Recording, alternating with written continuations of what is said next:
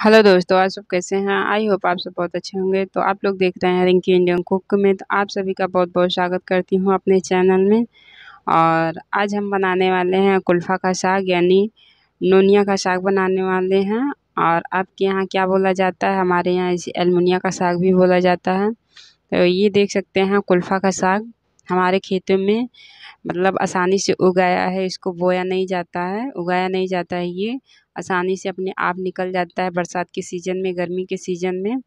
तो ये देखिए, ये छोटा सा नज़ारा है मेरे गांव का, और ये हरा भरा खेत है। और यहीं से हम कुल्फ़ा का साग खोटेंगे और आप लोग को बना के दिखाएंगे। अगर जो वीडियो अच्छी लगे तो लाइक एंड शेयर ज़रूर करिएगा। तो चलिए हम लोग बनाना स्टार्ट करते हैं। तो यहाँ पे देखिए, जो कुल्फ़ा होता है, कुल्फ़ा का साग हमने खोट लिया है। और कुल्फ़े के साग के साथ हमने चौराई का साग हो गया, गिन्नी का साग हो गया, पालक हो गया और चौराई का साग हो गया। तो इस तरह से हमने इसमें मिक्स करके इसको खोट लिया है, क्योंकि इसमें थोड़ा खटासपन होता है कुल्फ़ा के साग में। तो इसमें मिक्स करने से इसका जो खटासपन होता है ख़त्म हो जाता है। तो इस तरह से हम जो है कुल्फ़ा का साग अच्छे से साफ़ कर लेंगे, और साफ़ करने के बाद इसको हम अच्छे से काटेंगे। तो देख सकते हैं। तो अब इसको हम काटेंगे, छोटे छोटे टुकड़ों में काटेंगे, यानी बारीकी तरह से हम इसको काटेंगे। और इसका जो डंठल होता है बहुत ही मुलायम होता है, बहुत ही नरम साग होता है। ये सेहत के लिए बहुत अच्छा होता है। जो कुल्फ़ा का साग होता है, ये जो शरीर में, खून में अगर जो गंदगी रहे तो उसको ये फ़िल्टर करता है, यानी इसे साफ़ करता है। आँतों में सूजन हो तो उसे भी ये ठीक करता है, और मसूड़ों में सूजन हो तो भी ये ठीक करता है। मतलब इसके फ़ायदे बहुत हैं। तो जो पहले के जो बुजुर्ग होते थे तो इसका महत्व जानते थे, तो वो खाते थे। लेकिन आज की जनरेशन में इसे घास फूस समझ के फेंक दिया जाता है। इसे कोई खाना पसंद नहीं करता है। लेकिन बात मानिए, इसका जो साग होता है बहुत ही टेस्टी होता है, बहुत ही अच्छा होता है इसका साग। हमें तो बहुत अच्छा लगता है। तो देखिए, इस तरह से हमने इसको काट के अच्छे से इसको हम धोएंगे, इस तरह से मल मल के। तो इस तरह से हम काट के इसको अच्छे से मल मल के धोने के बाद इसको हम छान लेंगे बर्तन में। और ये जो साग होता है बहुत ही अच्छा लगता है। और इस साग का नाम क्या है आपके यहाँ? मतलब इसको किस किस नाम से जाना जाता है? तो प्लीज़ कमेंट करके ज़रूर बताइएगा, ताकि हमें भी पता चले जो कुल्फ़ा होता है, यानी नोनिया होता है, उसका क्या क्या नाम होता है। यहाँ पे देखिए, मैंने सूखा मिर्च ले ली हूँ और लहसुन ले ली हूँ। और इसको अच्छे से हम साफ़ करके काट लेंगे छोटे छोटे टुकड़ों में। तो हम जब भी साग का तड़का लगाते हैं तो साग में हम जो सूखा मिर्च होता है उसी को हम डालते हैं। और हरा मिर्चा जो होता है हम साग में नहीं डालते हैं, क्योंकि इससे इसका जो स्वाद होता है सूखे मिर्ची से बहुत ही अच्छा आता है, बहुत ही मतलब इसमें सोंधापन आता है।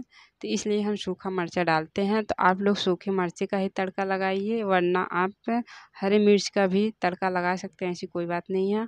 तो यहाँ पे देखिए, हम एक कढ़ाई लिए हैं। कढ़ाई को हम रखेंगे मिट्टी के चूल्हे पे, और उसमें हम डालेंगे लहसुन, मिर्चा और तेल। इसको हम ब्राउन होने तक भूज लेंगे।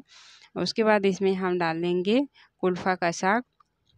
और कुल्फ़ा का साग डालने के बाद इसको हम चलाएंगे। तो चलाने के बाद इसको हम कम से कम 2 से 3 मिनट के लिए इसको हम ढक देंगे।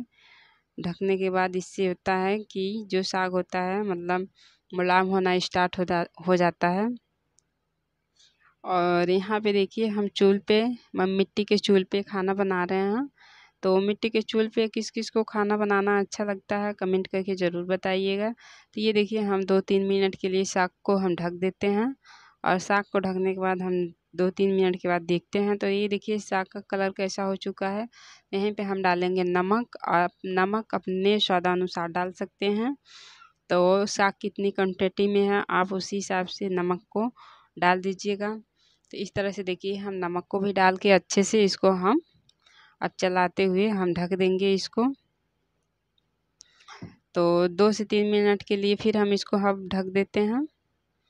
तो 2-3 मिनट हो चुका है। अब हम फिर साग को देख लेते हैं। तो ये देखिए, और मुलायम हो चुका है। तो इस तरह से फिर हम इसको चलाएंगे। चलाने के बाद फिर इसको हम ढकेंगे कम से कम 2 से 3 मिनट के लिए। तो 2 से 3 मिनट के लिए हम फिर इसको ढक देते हैं। ये जो कुल्फ़ा का साग होता है बनाना बहुत ही आसान होता है, इसमें कोई तामझाम नहीं लगता है, लेकिन खाने में लाजवाब होता है। तो ये देखिए 2 से 3 मिनट हो चुका है। तो 2 से 3 मिनट हो चुका है, तो अब इसका जो हो कचुम्मड़ होता है, हम इसका कचुम्मड़ निकाल लेंगे कलछुल से। आप कलछुल ले लीजिएगा, कलछुल कलछुल से इसका जो कचुम्मड़ होता है, तो इसका कचुम्मड़ कलछुल से ही निकलेगा। तो इस तरह से हम इसको खूब इसमें मतलब ऊपर नीचे इसको हम मिक्स करेंगे अच्छे से दबा के कलछुल से। तो फिर हम इस तरह से 2-3 मिनट के लिए फिर ढक देते हैं। 2-3 मिनट के बाद फिर हम देखेंगे इसको। तो 2-3 मिनट के बाद देख सकते हैं, तो अभी हम आपको दिखाएंगे। तो देखिए ये फाइनली साग गल के तैयार हो चुका है खाने के लिए। तो अभी भी हम इसका कचुम्मड़ निकालेंगे अच्छे से, ताकि इसमें जो इसकी नसें हैं नसें ना दिखें और अच्छे से इसका कचुम्मड़ बन के तैयार हो जाए। तो इस तरह से कोई भी साग हो, आप कोई भी साग बनाइए, इस तरह से उसका कचुम्मड़ ज़रूर निकालिए, ताकि इस तरह से जो उसकी नसें होती हैं मतलब अच्छे से गल जाती हैं और खाने में बहुत ही लाजवाब बन के तैयार हो जाती है। तो देखिए साग बन के तैयार हो चुकी है, कढ़ाई में पकड़ना स्टार्ट कर दिया है। तो जो कुल्फ़ा का साग है इस तरह से बन के तैयार हो जाता है और बात मानिए खाने में ही बहुत टेस्टी होता है। मुझे तो बहुत पसंद है ये कुल्फ़ा का साग। तो ये देखिए फाइनली बन के तैयार हो चुका है। अगर जो आप लोग को खाना है तो कमेंट करके ज़रूर बताइएगा, हम आप लोगों के लिए भिजवा देंगे। तब तक के लिए बाय बाय, टेक केयर।